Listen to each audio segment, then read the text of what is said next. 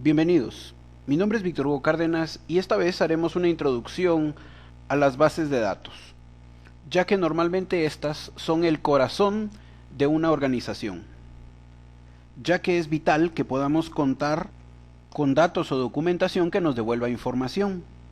En la casa, por ejemplo, cuando necesitamos pedir una pizza y no contamos con el teléfono, recurrimos a una guía telefónica para conseguir el número telefónico de la pizzería. La guía telefónica es una base de datos. Hoy en día no necesitamos memorizar todos los números telefónicos de compañeros y amigos, simplemente en el celular tenemos que apuntar el nombre de la persona y su número de teléfono para después buscarlo. Nuestro celular tiene entonces una base de datos. Mejor aún, en las organizaciones es vital contar con la información de nuestros clientes, los saldos pendientes, que sin llevarlos en papel o hoy en día en la computadora, provocarían que perdamos dinero al no poder cobrar un saldo real a un cliente. O en una universidad sería muy complejo el llevar el récord de todas las notas en las diferentes clases que ha llevado un alumno. Aunque el proceso se llevara en documentos, en papel, ese papel sería una base de datos. Sin embargo, el localizar rápidamente a un alumno en particular, buscándolo dentro de archivos y grandes cantidades de hojas, pues hoy en día sería poco práctico, ya que ahora contamos con la computadora. Y la computadora a su vez pues cuenta con diferentes software para poder guardar información en base de datos. Hoy en día es común hablar de bases de datos como DBase, Access, Fox, MySQL Server, Oracle, SQL Server, Paradox, DB2, entre otras. Pero todas las bases de datos tienen el mismo principio sobre el que trabajamos. Hoy en día trabajamos con el modelo de base de datos relacional. El modelo relacional tiene como su principal y fundamental elemento lo que es una entidad. Una entidad es una cosa o un objeto. En el mundo real es distinguible de todos los demás objetos. Por ejemplo, conocemos a simple vista la diferencia entre un automóvil y una persona, porque tiene propiedades diferentes, por lo que son entidades diferentes. Una entidad tiene un conjunto de propiedades y los valores para algún conjunto de propiedades pueden identificar una entidad de forma inequívoca. Por ejemplo, un número de carnet puede identificar de forma inequívoca a un estudiante particular en la universidad. Análogamente, se puede pensar en los préstamos bancarios como una entidad y un número de préstamo. Por ejemplo, el préstamo P15 en la sucursal de Castellana identifica inequívocamente una entidad de préstamo.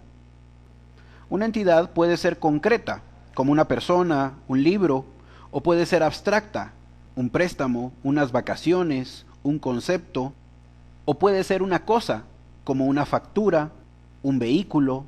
Al momento de planear una base de datos, debemos de pensar en las entidades que participan del negocio para el que vamos a hacer la base de datos. Por ejemplo, para el negocio tienda, necesitaríamos, entre otras, la entidad cliente, la entidad producto, la entidad factura, la entidad proveedor. Para un hospital, por ejemplo, necesitaríamos la entidad doctor, la entidad paciente, la entidad enfermedad, tratamiento, entre otras. Cada entidad, a su vez, tiene una serie de propiedades, como por ejemplo la entidad persona. La persona puede tener como propiedad cabello negro, tez morena, ojos verdes. De igual manera, la entidad cliente cuenta con atributos como el código del cliente, el número de identificación tributaria, el nombre, el apellido, la dirección del cliente. Para identificar a la entidad y sus atributos, se creó entonces el modelo entidad-relación. Este modelo representa con un rectángulo el nombre de la entidad y con óvalos los atributos de esta entidad. Es importante establecer los valores permitidos para cada atributo, Esos valores permitidos para cada atributo se conocen como dominio. En este ejemplo, el número de celular debería de permitir solo 8 caracteres separados por un guión en grupos de 4. El dominio de este atributo no permitiría colocar letras, por ejemplo. Mientras vamos creando las entidades que participan del negocio de nuestra base de datos, por ejemplo, en este caso una tienda, llega el momento en que estas entidades se relacionan entre sí. Por ejemplo, para la entidad factura, la factura debe de ser solicitada por un cliente y la información del cliente está almacenada en la entidad cliente. Para representar la relación entre dos entidades, se utiliza un rombo. El modelo entidad-relación se basa en que tengamos muchas entidades relacionadas entre sí. Y la forma de diagramar esto en el modelo entidad-relación, pues es a través de entidades con sus atributos y relacionados entre sí. Para definir la entidad se utilizan rectángulos, para definir sus atributos óvalos, y para definir la relación entre una entidad y otra se utilizan rombos, conectados todos por líneas. Pero esto tiene que convertirse en algún momento en una base de datos, por lo que el siguiente paso es pasar del modelo entidad-relación al modelo relacional. Entonces nuestro diagrama cambiará del modelo entidad-relación, donde la entidad era un rectángulo y los atributos óvalos, a una tabla, o también se le puede decir relación, y cada atributo se convertirá en una columna. Y al tener todas las entidades, ahora tablas creadas, al relacionarlas entre sí, ahora tendremos un diagrama del modelo relacional de una base de datos. Ahora, al pasar al modelo relacional, se deben de aplicar ciertas reglas de estandarización, de normalización de todas las tablas. A este conjunto de reglas se le conoce como normalización de base de datos, que consiste en aplicar una serie de reglas a las relaciones obtenidas tras el paso del modelo entidad-relación al modelo relacional. Las bases de datos relacionales se normalizan para evitar la redundancia de los datos, evitar problemas de actualización de datos en las tablas y para proteger la integridad de los datos. En este punto es importante mencionar que tenemos tres tipos de integridades. La integridad de dominio, que como dijimos anteriormente, limita el conjunto de datos posibles en una columna. La integridad de entidad, que busca que cada fila debe de ser única, que no se permita la duplicidad, y la integridad referencial, que es cuando el atributo o columna de una tabla hace referencia a la información de otra tabla.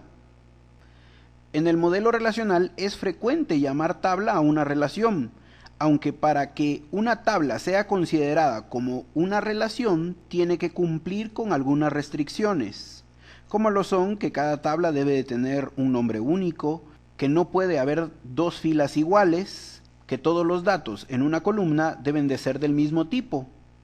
Para cumplir con estos enunciados, se crearon entonces las reglas de normalización, que son 6 reglas.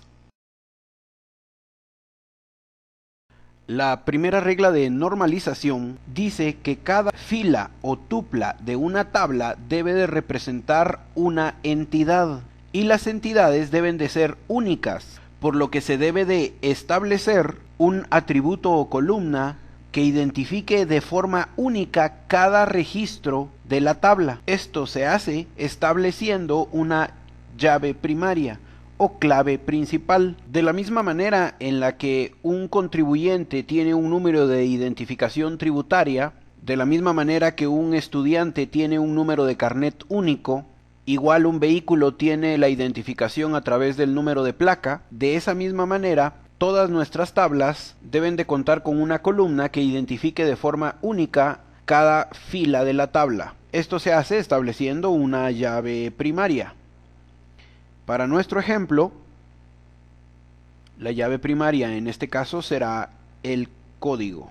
Pero la primera regla de normalización también dice que los atributos de una tabla deben de ser atómicos. Esto quiere decir que un atributo debe de ser indivisible.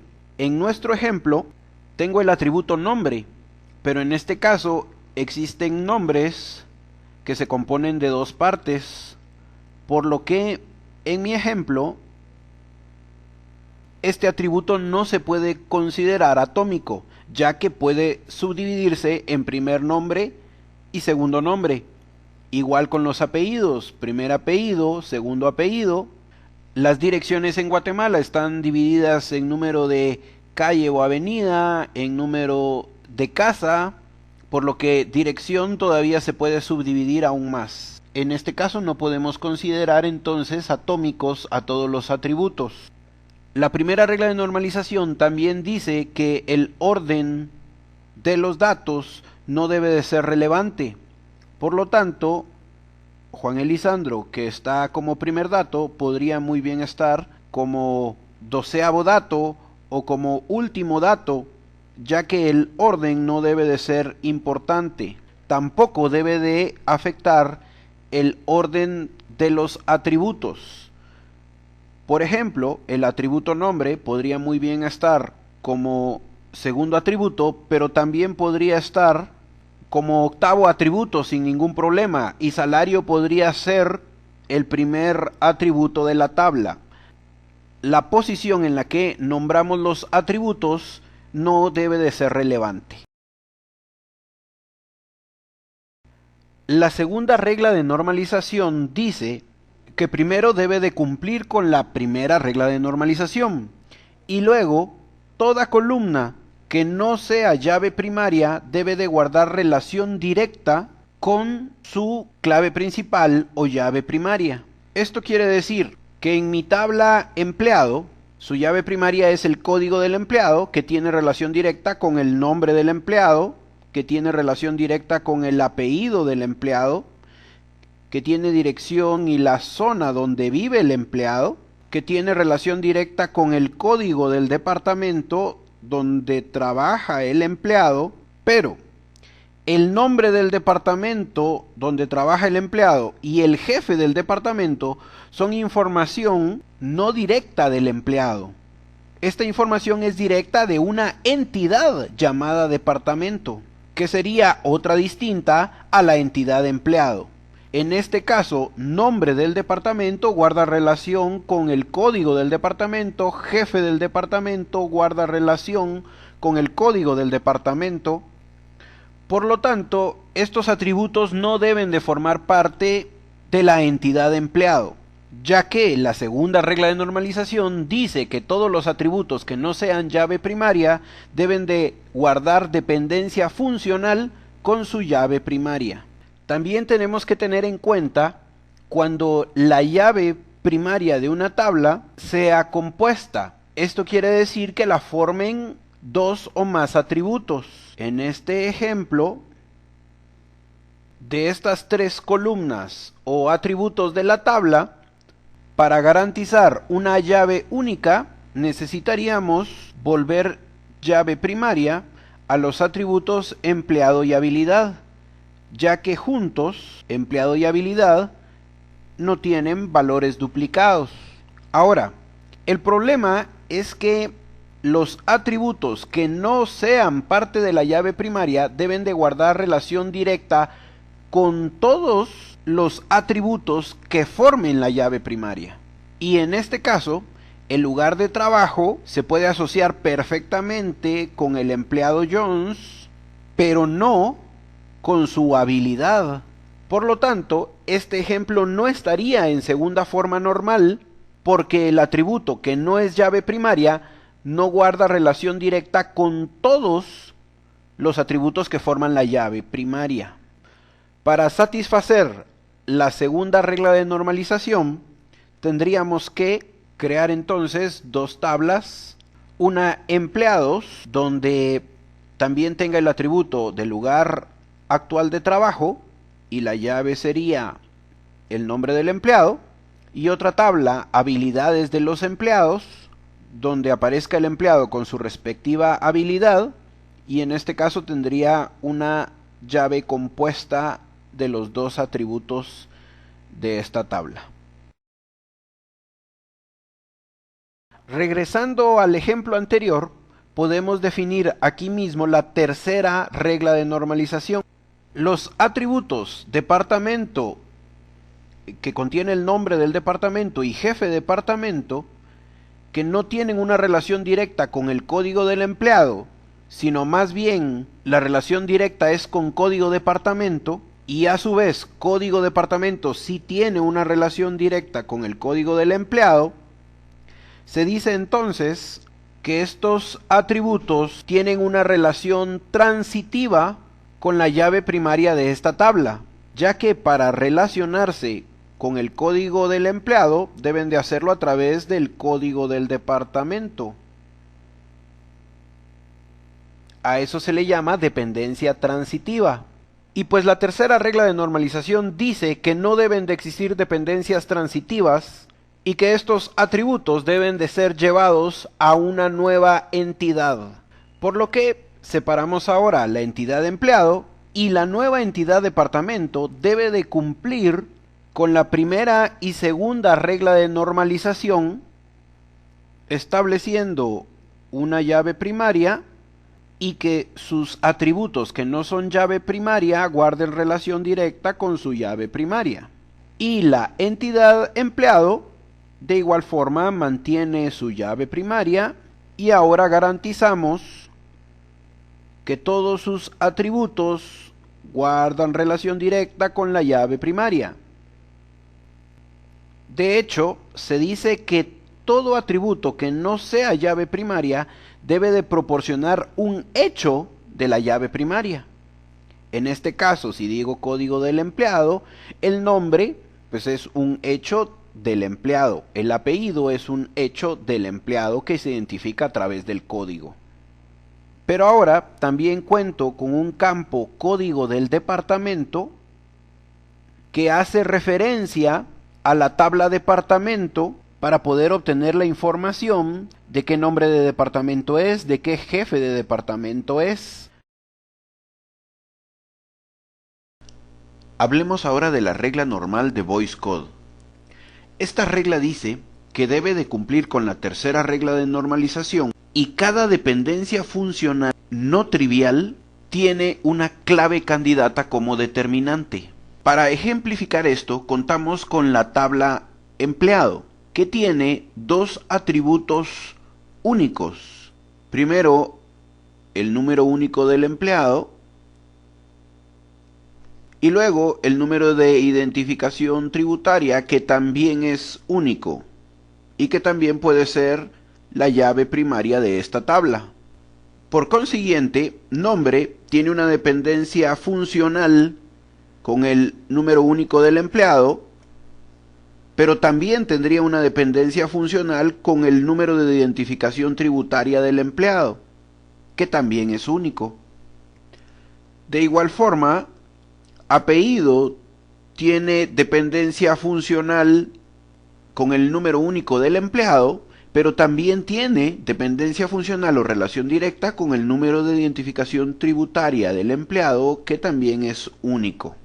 Veamos otro ejemplo. Contamos ahora con la tabla tutor-estudiante, que contiene la asignación del estudiante con su respectivo tutor. En este caso, el estudiante 31.850 está asignado al tutor 1078, el estudiante 37.921 también está asignado al tutor 1078. El problema de esta tabla es que el tutor tiene dos atributos de identificación únicos, que en este caso son el ID de tutor, que es único, pero también el número de seguro social del tutor es único, por lo que la dependencia funcional de ID de estudiante puede ser con ID de tutor, pero también puede ser con el número de seguro social del tutor. A la hora de asignar llaves primarias a esta tabla, tendrían que ser llaves compuestas que podría ser el ID del tutor y el ID del estudiante, o podría ser el número de seguro social del tutor más el ID del estudiante. Esto puede causar inconsistencias, ya que no existe un atributo único para identificar al tutor. Aplicar la regla de Boyce Code es simple, ya que lo único que tenemos que hacer es ignorar uno de los atributos. Para nuestro ejemplo, deberíamos de utilizar como llave ID tutor y ID de estudiante, o número de seguro social del tutor y estudiante, pero no ambos. Para nuestro ejemplo, dejaremos solo ID tutor.